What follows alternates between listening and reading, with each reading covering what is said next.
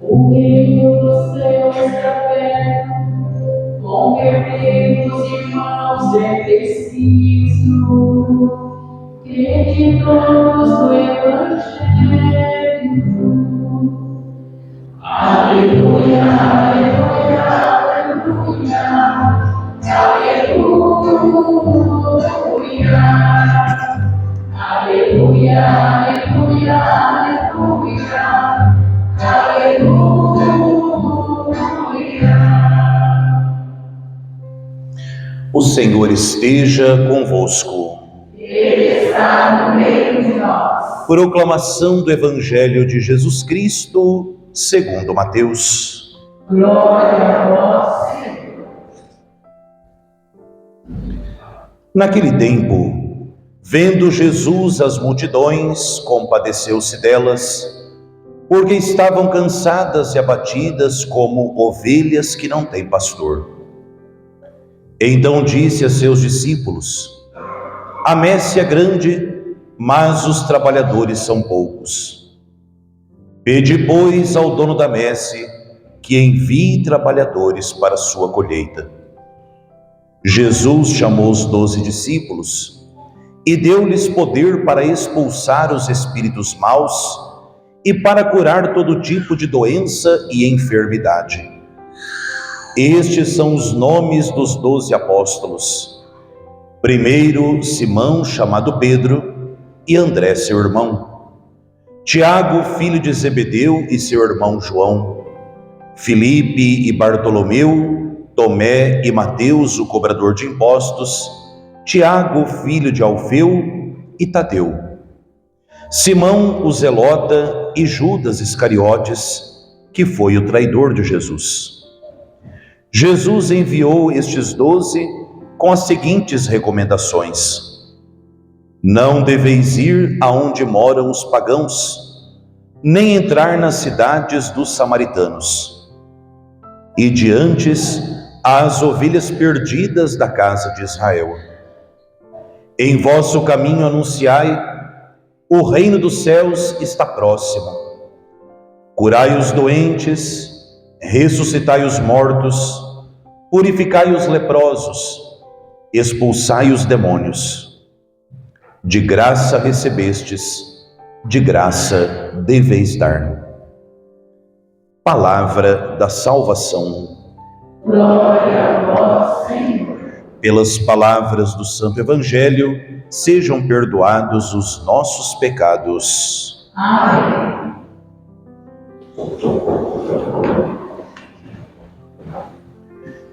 Em vosso caminho anunciai: o reino dos céus está próximo. Amados irmãos e irmãs que meditam conosco a palavra de Deus através do canal no YouTube, os que celebram conosco esta Eucaristia através da Rádio Liberdade FM, sobretudo os doentinhos e aqueles que cuidam dos doentes, vocês, irmãos e irmãs presentes aqui nesta Igreja Matriz de Santa Luzia em Avanhandava, reunidos estamos na casa de Deus para celebrarmos a liturgia do 11º domingo do tempo comum. E hoje, assim como na semana passada, quando éramos chamados a contemplar o olhar de Jesus, hoje nós também somos chamados a continuar contemplando o mesmo olhar de Cristo. Na semana passada, São João da Cruz nos dizia que o olhar de Jesus, quando nos olha para amar e conceder favores. Isso é verdade, mas a liturgia de hoje nos diz mais. O mesmo olhar de Jesus que nos ama e nos concede favores, é o olhar que também nos chama a transformar o nosso olhar.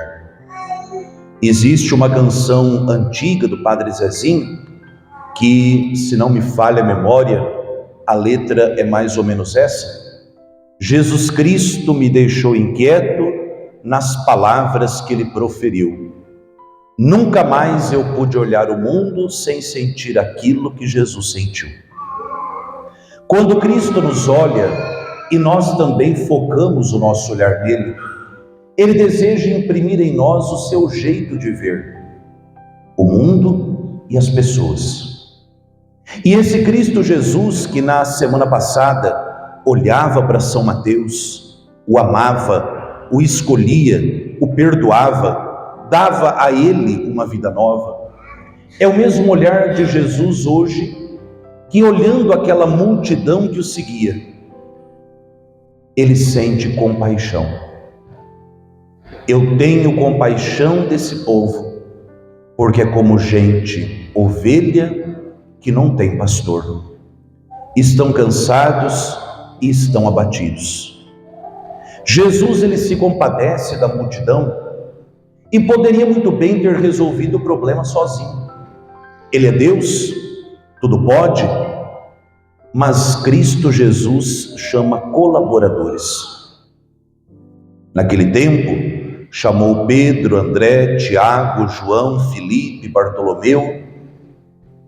Ao longo da história da igreja, até os nossos dias, ele foi chamando outros: Beato Padre Donizete Tavares de Lima, Santa Luzia, Papa Leão XIV, você, eu. Mas antes de nos chamar, ele deseja que a gente comece a olhar para nós mesmos e para os outros com o olhar que ele tem. E quando Deus nos olha, quem é que ele enxerga em nós? Gente amada por ele. Olha que beleza essa segunda leitura tirada da carta de São Paulo aos Romanos. Que grande prova de amor Deus nos deu. O seu Filho morreu por nós quando a gente era gente ruim, não valia nada. Quando éramos pecadores, Cristo morreu por nós.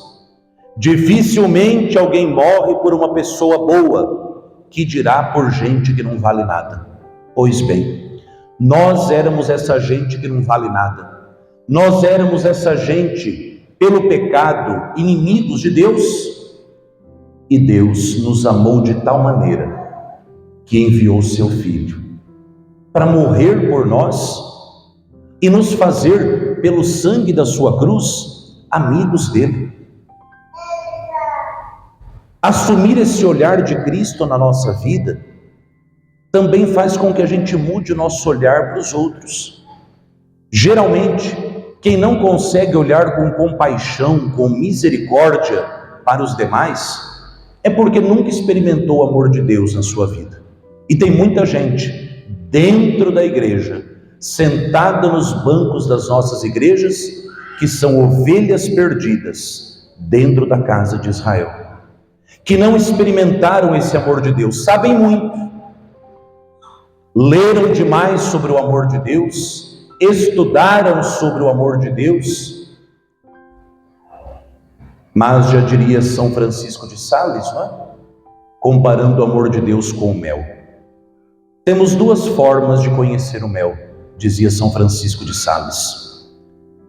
Uma delas é estudando sobre o mel, ler livros sobre o mel, pesquisar sobre o mel, debater sobre o mel. Outra forma de conhecer o mel é pôr o mel na boca e experimentar a doçura do mel, experimentar o efeito do mel. O amor de Deus, o amor com que ele nos olha, a misericórdia com que ele se volta para cada um de nós, não é apenas para ser objeto de estudo, reflexão, conferência, escritos de livros. É como esse mel que São Francisco de Sales nos diz, que nós precisamos provar. O salmista dirá: provai e vede como Deus é bom. Ele não diz estudai e vede, pesquisai e vede, provar que Deus é bom. Quando nós experimentamos na nossa vida esse olhar compassivo de Jesus, nós também começamos a olhar para os outros com um olhar também compassivo. a misericórdia vai transformando. E vai nos transformando para que nós sejamos missionários, não em algum lugar que a gente chegue. A gente tem uma visão errada da missão. A missão é quando eu chegar lá. A missão é quando eu chegar em tal lugar. Não é isso que Jesus disse. Ele disse: em vosso caminho anunciai. Ou seja, saindo dessa missa, daqui até na sua casa. Amanhã, você saindo da sua casa para ir para o seu trabalho, para a academia, para o mercado, para o hospital, sabe Deus para onde? A missão se faz nesse caminho de anunciar algo que para mim é muito mais impactante do que expulsar demônios, curar enfermos, ressuscitar mortos. Para mim, e eu partilho com vocês, o mandamento missionário mais urgente de Jesus hoje é anunciar que o reino dos céus está próximo. Por quê? Um escritor do começo da igreja, século II, chamado Orígenes, ele vai dizer uma frase, eu gostaria que vocês repetissem. Vamos lá? Jesus Cristo é o reino de Deus em pessoa. É o reino de Deus em pessoa. Ora, Jesus manda os discípulos de ontem e de hoje anunciarem que Ele, o reino de Deus em pessoa, não é um Deus distante. Em vosso caminho anunciai, eu estou perto de vocês. E esse anúncio da proximidade de Deus, nestes tempos em que nós vivemos, se faz muito necessário. Quanta gente sofrendo no corpo e na alma, por sentimento de abandono, de desprezo, de rejeição, de solidão. Quanta gente que já não encontra mais sentido nessa vida. E a grande mensagem que vocês e eu temos é dizer a esse mundo que o nosso Deus é Emanuel, é Deus conosco. É Deus conosco e pela Sagrada Comunhão Eucarística, não é apenas Deus conosco, é Deus em nós. E vai dentro de nós, para que a nossa presença testemunhe para esse mundo que Ele não nos abandona, nem nos piores momentos da nossa vida. Pensemos aí no São Bartolomeu, que é o Natanael, que quando Jesus o encontra, e Natanael, que é o mesmo Bartolomeu, quando foi chamado para encontrar-se com Jesus e ficou sabendo que Jesus era de Nazaré, qual foi a resposta dele? De Nazaré vem gente que presta? E de repente Jesus olha para o Natanael e diz: quando ninguém mais te via, eu te enxerguei debaixo da figueira. É preciso recordar para esse mundo que não existe um sorriso ou uma lágrima, por mais escondidos dos olhos dos outros, que passem despercebidos do olhar de Deus. Esse olhar de Deus que ama e concede favores, esse olhar de Deus que transforma e compromete o nosso olhar, é um olhar que se preocupa e se ocupa de cada momento da nossa vida. E só poderá anunciar para o mundo que Cristo não é um Deus distante, mas que Jesus Cristo é um Deus próximo, quem experimenta essa proximidade de Deus. Eu me recordo que assim que eu fui ordenado padre, eu fui fazer missão num lugar muito pobre, mas uma pobreza terrível, onde a seca também alastrava. E a miséria era muito grande. E fui à casa de uma senhora, que era inclusive a rezadeira do povo ali, porque não tinha padre, o padre ia uma vez por ano nas missões. E essa mulher me contando os desastres da vida dela, as dificuldades. Ela dizia: padre, a nossa esperança é a chuva que disseram que vai cair daqui uns 15 dias, porque se não chover, tudo que a gente plantou não vai brotar nada. E aí a gente vai passar mais fome do que a gente já passa. E eu olhava para o céu, aquele sol de estralar mamona, vendo a angústia daquele povo, eu despenquei a chorar. Recém-ordenado padre, ainda com a mão cheirando o óleo do crisma. Essa mulher foi na cozinha, pegou um copo d'água com açúcar, me deu e passou a mão no meu rosto e falou: tenha fé, padre, Deus não abandona. Aquela mulher tinha feito uma experiência da proximidade de Deus muito mais profunda do que a minha, que havia sido ordenado padre há pouco tempo.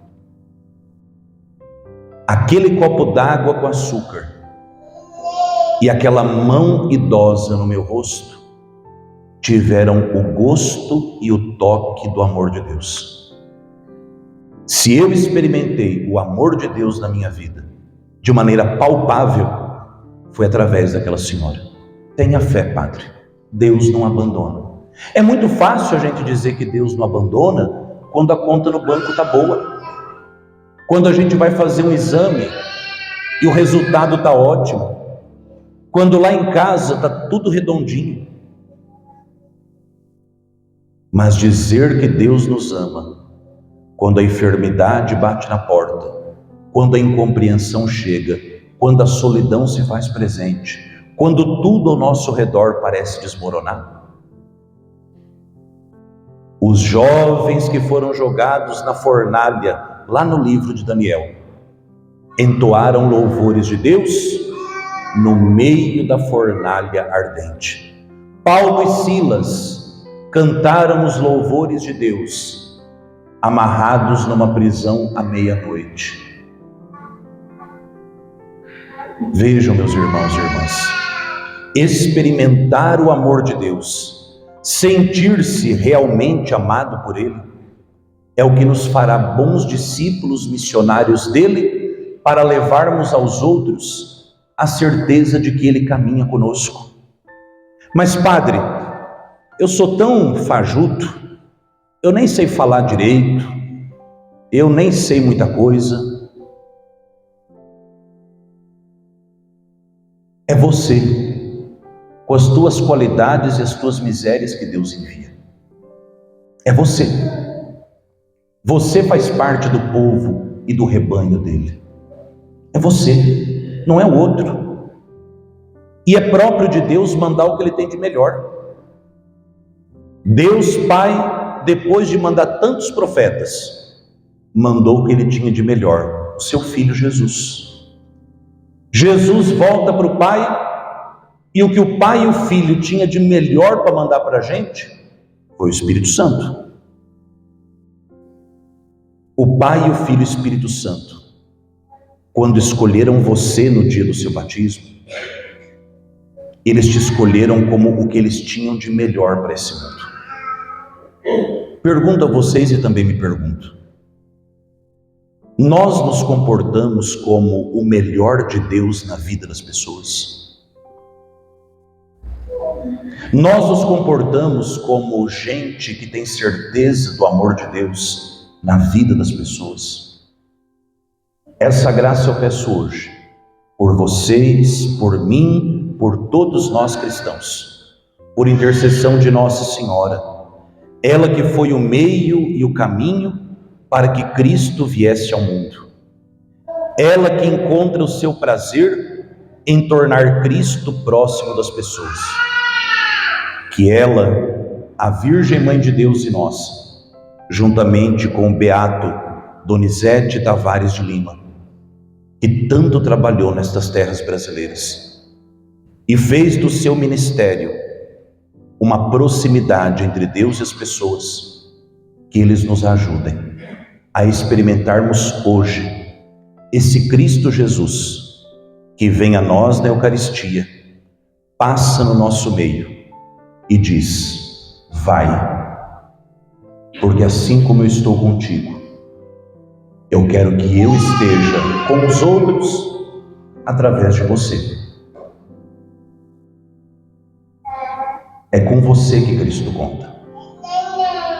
E nós contamos com a graça dele, porque como rezamos no começo da Eucaristia, sem a graça dele, nada somos e nada podemos.